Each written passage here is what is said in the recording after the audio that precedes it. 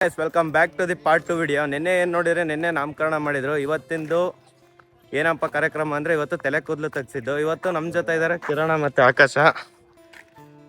ಬನ್ನಿ ಇವತ್ತಿನ ದಿನ ಏನೇನಾಗುತ್ತೆ ಅಂತೇಳಿ ಎಲ್ಲ ವ್ಲಾಗ್ ಮಾಡ್ತೀನಿ. ನಿನ್ನೆ ವಿಡಿಯೋ ಅಪ್ಲೋಡ್ ಮಾಡಿದ್ದೀನಿ. ಪಾರ್ಟ್ 1 ವಿಡಿಯೋ ನೋಡಿಲ್ಲ, ನಿನ್ನೆ ಇದು ನಾಳೆ ಹೋಗಿ ಎಲ್ಲ ನೋಡ್ಕೊಂಡು ಬನ್ನಿ. ಅವ್ರ ಪೂಜೆಗೆಲ್ಲ ರೆಡಿ ಮಾಡ್ಕೊಳ್ತಾ ಇದ್ರು. ಅದೇ ಗ್ಯಾಪಲ್ಲಿ ನಾನು ಕ್ಯಾಮ್ರಾನೆಲ್ಲ ರೆಡಿ ಮಾಡಿಕೊಂಡು ಕ್ಯಾಮ್ರಾನೆಲ್ಲ ಸೆಟ್ಟಿಂಗ್ ಮಾಡಿಕೊಂಡೆ. ಕ್ಯಾಮ್ರಾನೆಲ್ಲ ರೆಡಿ ಮಾಡಿಕೊಂಡು ಹೋಗ್ತಲೋ ಮೊದಲನೇದಾಗಿ ನನಗೆ ಕಂಕ್ಳ ಕಟ್ಟಿದ್ರು ಕೈಗೆ. ಅದನ್ನು ಕೈಗೆ ಕಟ್ಟಿಸ್ಕೊಂತಲೋ ನೋಡಿ ಶಾಸ್ತ್ರ ಸ್ಟಾರ್ಟ್ ಆಯಿತು. ಇದೇನೆ ಆ ಶಾಸ್ತ್ರ. ನೀವು ನೋಡ್ತಾ ಇರ್ಬೋದು, ಅಲ್ಲೇನು ನಿಂತ್ಕೊಂಡು ತಲೆ ಕೂದಲನ್ನ ಕಟ್ ಮಾಡ್ತಿದ್ದಾರೋ ಅವರೇನೆ ಸ್ವಾದ್ರ ಮಾವ. ಮುಂಚೆ ಇದ್ದೇನೋ ಅದೇನೇ ನಡ್ಕೊಂಬಂದಿರೋದು ನಮ್ಮ ಹಿಂದೂ ಸಂಪ್ರದಾಯದ ಪ್ರಕಾರ. ಸ್ವಾದ್ರ ಮಾವ ಅವರು ಯಾರು ಇರ್ತಾರೋ ಅವರೇ ತಲೆ ಕೂದಲನ್ನ ತೆಗಿಬೇಕು ಅನ್ನೋದು. ಹಾಗಾಗಿ ಆ ಶಾಸ್ತ್ರನ ಅವ್ರು ಮಾಡ್ತಾ ಇದ್ರು. ನಾವು ಆ ಶಾಸ್ತ್ರ ಮಾಡಿರೋ ಫೋಟೋಗಳನ್ನೆಲ್ಲ ತೆಗಿತಾ ಇದ್ದೆ ನಾನು.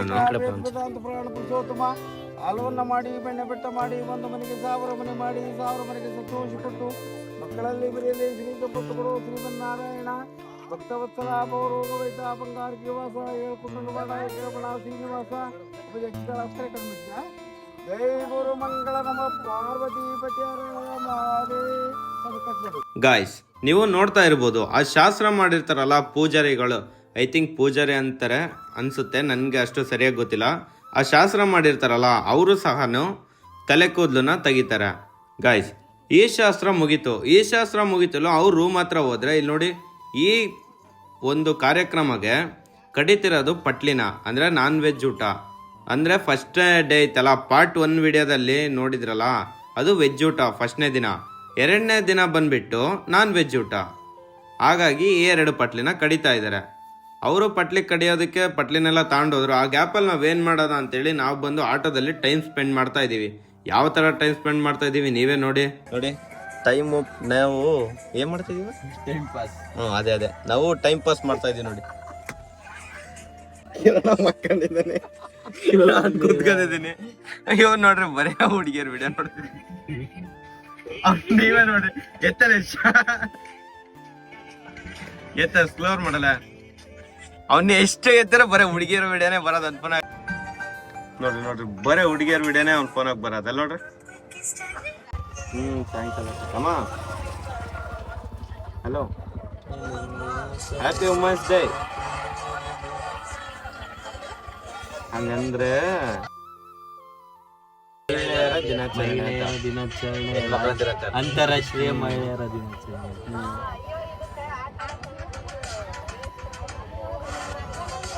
ಅದೇ ಅವಾಗಲ್ಲ.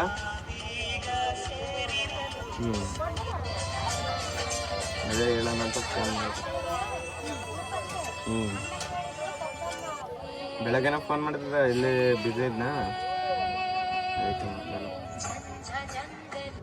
ಸರಿತಾ ಗಾಯ್ಸ್, ಇವತ್ತು ವುಮೆನ್ಸ್ ಡೇ ಆಗಿರೋದ್ರಿಂದ ನಮ್ಮ ಅಮ್ಮಗ ಕಾಲ್ ಮಾಡಿಬಿಟ್ಟು ವುಮೆನ್ಸ್ ಡೇದು ವಿಶಸ್ ಮಾಡಿದೆ. ಇಲ್ಲಿ ನೋಡಿ, ದೇವಸ್ಥಾನದ ಸಮೀಪದಲ್ಲಿರೋ ಹೊಂಡ ಎಷ್ಟು ಚೆನ್ನಾಗಿದೆ ಅಂದ್ರೆ, ಹೊಂಡ ಮಾತ್ರ ನೆಕ್ಸ್ಟ್ ಲೆವೆಲ್ ಅನ್ಕೊಂಬಿಡಿ, ತುಂಬಾನೇ ಚೆನ್ನಾಗಿದೆ. ಹೇಗೂ ಈಗ ಬೇಸಿಗೆ ಕಾಲ ಅಲ್ವಾ, ಈ ಬೇಸಿಗೆ ಕಾಲಕ್ಕೆ ಸರಿಯಾಗಿರೋ ಹೊಂಡ ಬೇರೆ ಸಿಕ್ಕಿದೆ. ಆರಾಮಾಗಿ ನೋಡಿ, ಹುಡುಗರೆಲ್ಲ ಈಜಾಡ್ತಾ ಇದ್ದಾರೆ, ಹುಡುಗರು ದೊಡ್ಡವರು ಸಣ್ಣರು ಎಲ್ಲ. ಆದರೆ ಏನು ಗೊತ್ತಾ ಗೈಸ್, ಈ ಹೊಂಡದ ಆಳನ ಯಾರು ತಿಳ್ಕೊಂಡಿಲ್ವಂತೆ. ಅಂದರೆ ಇದು ಎಷ್ಟು ಆಳ ಇದೆ ಅಂತ ಯಾರಿಗೂ ಗೊತ್ತಿಲ್ಲಂತೆ. ಈ ಹೊಂಡದ ಒಳಗಡೆ ಇನ್ನೊಂದು ಬಾವಿನೂ ಇದೆ ಅಂತೆ ಗೈಸ್. ಇಲ್ಲಿರೋ ಹಿರಿಯರೆಲ್ಲ ಹೇಳಿದ್ರು, ಹಾಗಾಗಿ ಗೊತ್ತೈತೆ, ನಮಗೂ ಗೊತ್ತಿಲ್ಲ. ಅಲ್ಲಿದ್ದ ಒಳಗಡೆ ಬಂದರೆ ಡೆಕೋರೇಷನ್ ಎಲ್ಲ ರೆಡಿ ಮಾಡ್ತಾ ಇದ್ರು. ಫೈನಲಿ ಡೆಕೋರೇಷನ್ ಎಲ್ಲ ಮಾಡಿದ್ರು. ಅಲ್ಲಿ ಪಾಪುದು ಫೋಟೋ ತೆಗಿತಿದ್ರೆ ಅಲ್ಲೊಬ್ರು ನನಗೆ ಈಗ ಥರ ಅನ್ಬೇಕಾ?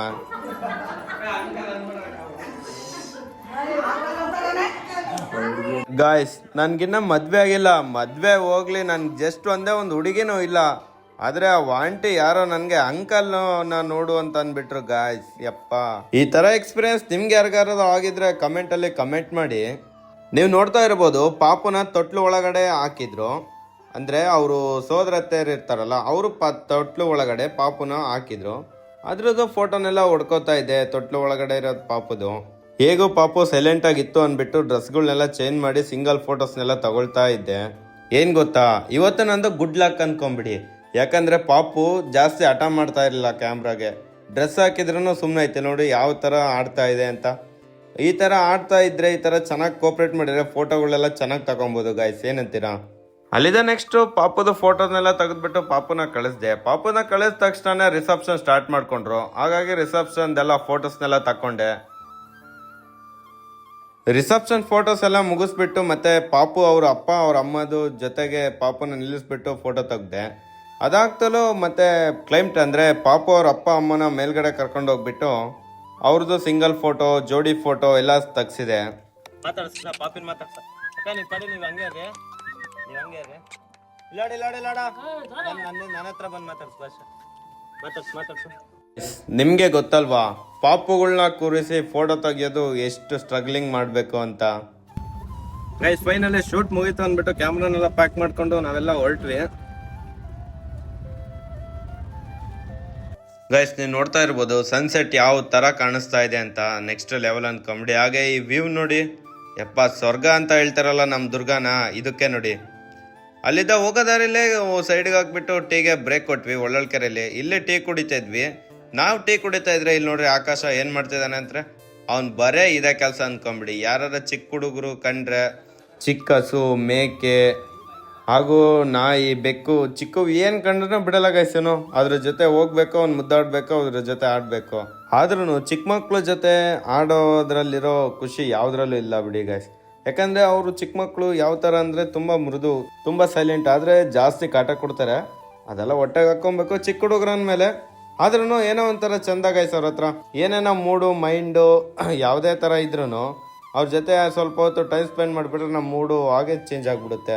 ಈ ವಿಡಿಯೋನ ಯಾರೆಲ್ಲ ಕೊನೆ ತನಕ ನೋಡಿದ್ದೀರಾ ಅವ್ರಿಗೆಲ್ಲ ಧನ್ಯವಾದ ಅಂತ ಹೇಳ್ತಾ ಈ ವಿಡಿಯೋನ ಲೈಕ್ ಮಾಡಿ ಮತ್ತು ಹಾಗೂ ಸಬ್ಸ್ಕ್ರೈಬ್ ಮಾಡಿ. ನಿಮ್ಮ ಫ್ರೆಂಡ್ಸ್ಗೆ ಫ್ಯಾಮಿಲಿಗೆ ಎಲ್ಲ ಶೇರ್ ಮಾಡಿ ಅಂತ ಹೇಳ್ತಾ ಈ ವಿಡಿಯೋನ ಇಲ್ಲಿಗೆ ಎಂಡ್ ಮಾಡ್ತಾ ಇದ್ದೀನಿ.